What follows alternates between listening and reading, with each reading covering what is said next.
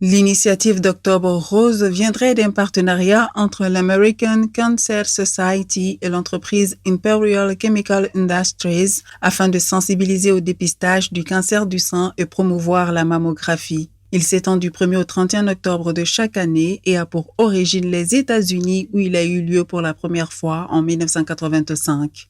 L'objectif durant la période consiste à multiplier des actions dans plusieurs pays afin de soutenir la cause. Il s'agit entre autres des campagnes d'information sur l'importance du dépistage précoce, du suivi médical et régulier à partir d'un certain âge, de la collecte de fonds pour la recherche sur les causes du cancer du sein, de sa prévention, de son diagnostic, de son traitement, de sa guérison ou encore du soutien aux personnes touchées par le cancer du sein. Les activités sportives sont aussi organisées à l'occasion, dont des marches ou des courses. Dans la même dynamique, certaines villes ont initié des événements depuis plusieurs années, comme le challenge du ruban rose. Aussi, durant l'événement, des villes n'hésitent pas à mettre en couleur rose certains de leurs grands monuments en soutien à Octobre Rose.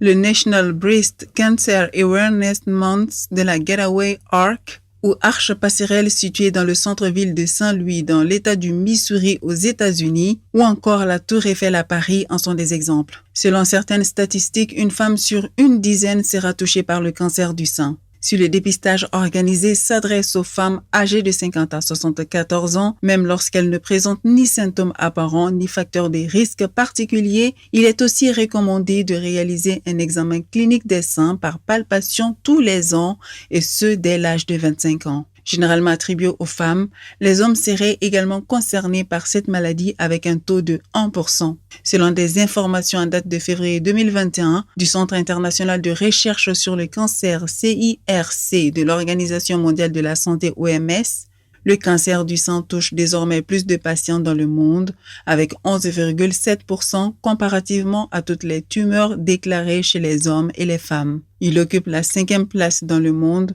en termes de mortalité, toujours selon le CIRC.